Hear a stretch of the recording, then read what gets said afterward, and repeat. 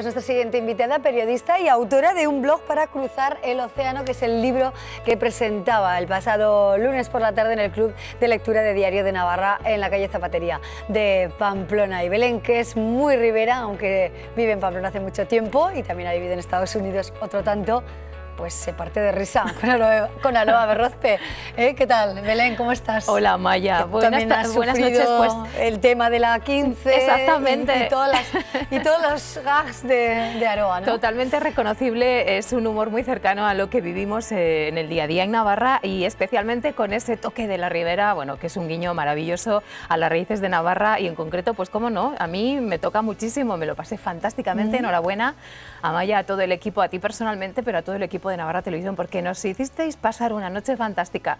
Yo, además, que estaba allí rodeada de amigos, puedo decirte que no solamente me lo pasé bien, sino que nos lo pasamos maravillosamente todos los que estábamos en Baluarte. Bueno, fantástico, pues de verdad. Nos alegramos de corazón, Belén. Ya sé que entre tus amigos también había americanos, y es que nuestra conversación va de América y de Navarra y de España, porque Belén Galindo retrata más o menos su vida en Estados Unidos en este blog para cruzar el océano, donde nos cuenta su experiencia vital de los últimos 5 años y también historias y personajes muy valiosos que encontró precisamente en la otra parte del Atlántico, pero no solo allí, también aquí, Belén.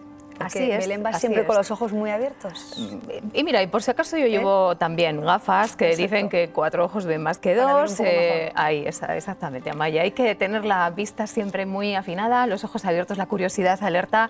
Y bueno, pues yo suelo decir que si la vida te da limones, hay que hacer limonada. Esto es lo que yo, de alguna forma, tomé como máxima cuando, bueno, pues la vida me planteó la posibilidad de marchar 3 años a vivir a Estados Unidos, como bien decías, al estado de Tennessee, en Chattanooga.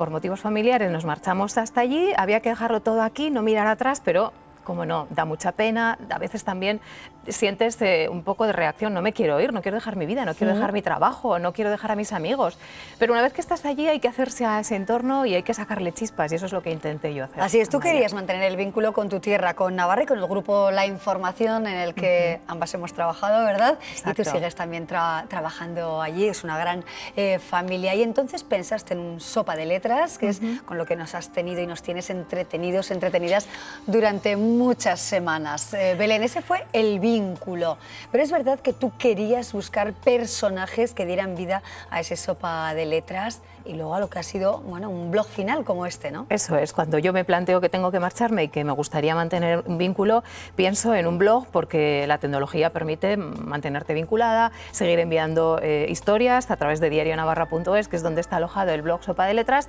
y al mismo tiempo, bueno, pues una especie de trasvase, ¿no?, de ida y vuelta. Yo no solamente iba a contar historias, sino que también podía contarlas para allá cuando volviera, y eso es lo que ha ocurrido. Los primeros 3 años están recogidos en los primeros capítulos, en la primera parte del libro. Cuentan muchas veces chascarrillos, anécdotas, historietas de una Navarra o de un grupo de navarros en el corazón de los Estados Unidos, en una zona además en la América profunda, donde el choque cultural es terrible, pero donde hay grandes aprendizajes. Y bueno, pues cosas tan curiosas como el sacarte el carnet de conducir, porque hay que sacárselo aunque lo tengas, de nuevo en los Estados Unidos, hasta pues que te inviten un día a hacer una tortilla patata en la televisión local, porque aquello es algo absolutamente exótico, ¿no? Y no hice paella porque no me dejaron.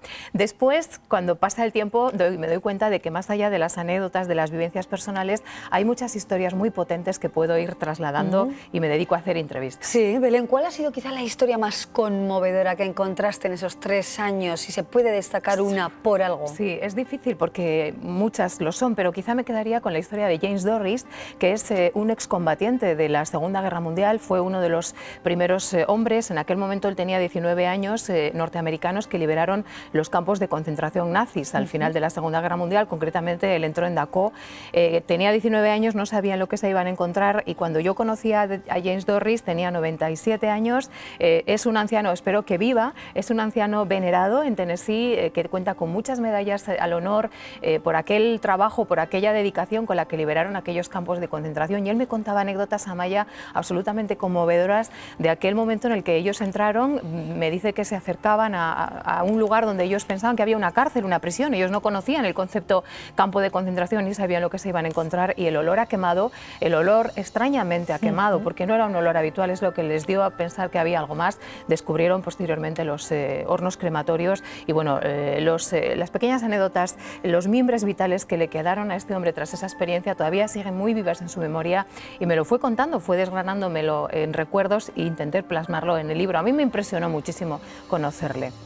¿Cómo confiaban esas personas en bueno, el buen hacer de una periodista que venía de una ciudad pequeña, similar a Chattanooga, ¿verdad? Más o menos por número de habitantes? ¿Cómo se logra también esa confianza con el entrevistado desconocido absolutamente, Belén? Es algo que yo también muchas veces me he planteado, Amaya. He pensado, me van a decir que no, hoy no me lo van a contar, voy a intentarlo. Y al final, primero tiene mucho que ver con el carácter del americano. En general, la sociedad americana es una sociedad que te da la bienvenida, es muy acogedora, a pesar de que pueda parecer que no lo es. Y sin embargo, te diría que cuando tú intentas hacer grandes amistades, cuesta un poquito más que aquí. Digamos que es al revés de lo que pasa aquí, ¿verdad?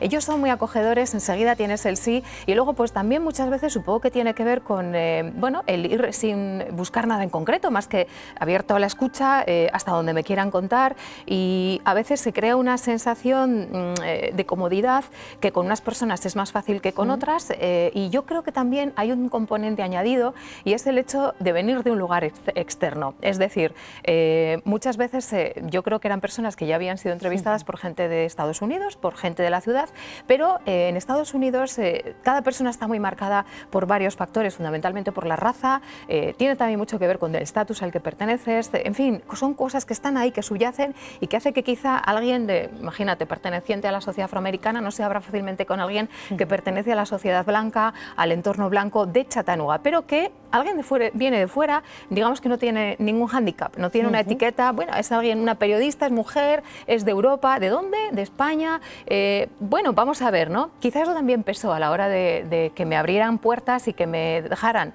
entrar en sus vidas. Bueno, hay dos partes claramente diferenciadas en este libro, aunque historias de todo tipo allí y aquí. ¿Cómo eliges las navarras? Danos alguna pincelada de las que no podemos dejar de leer. Bueno, en las navarras, que es la segunda parte del libro, porque al volver exactamente he intentado hacer una metáfora, un símil, un blog para cruzar el océano al otro lado del Atlántico, pero a la vuelta, en la segunda parte, se titula Un océano en cada esquina o a cada paso, porque al final cada persona, si la miras y le prestas la atención, es en sí misma un océano, ¿no? Todo un mar por descubrir. Y hay una historia, por decirte una, porque me resulta muy difícil, pero mira, te voy a destacar la de Jimbu, que es un joven de origen chino que trabaja en el Bar Ainchane de Barañáin y al que yo conozco un día casualmente. Yo entro a tomarme un café y me doy cuenta de que en los estantes en este bar tiene toda la obra completa de un gran escritor. Y yo digo, bueno, ¿qué está pasando aquí? La biblioteca ha cedido los volúmenes, los libros. Entonces le pregunto, toda la obra de Julio Verne, le pregunto a Jimbu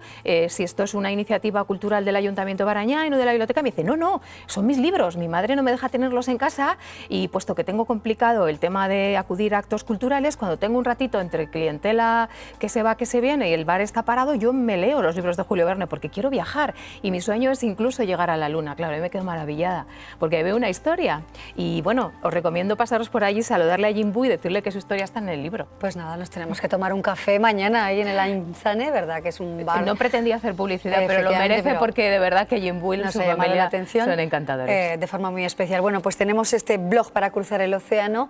En la presentación decían que es un buen regalo para la Navidad, ¿no? Yo creo que sí, porque trae consigo un viaje y trae consigo además incluso un podcast. Amaya, voy a decir que tiene también códigos QR para escuchar, un podcast que he ido sembrando entre capítulos y donde a través de esos audios que yo grabé en Estados Unidos dejo en voz y con música también mis impresiones más personales de esos 3 años en los Estados Unidos. Nos quedamos con todo ello, desde luego siempre interesante. Belén Galindo, compañera, amiga, colaboradora de nuestro programa, autora y cuántas cosas más, decían aquí hace poco en nuestra redacción, pero ¿cómo le da el tiempo para tanto a Belén Galindo? Pues ya ven ustedes, abriendo los ojos. Gracias, y siendo Amaya. Rápida a la hora de plasmar muchas ideas o contarlas en un podcast. Muchísimas gracias, Belén. Un placer siempre estar aquí. Gracias. Y más hoy que me permitís hablar del libro. Muchísimas gracias, Belén.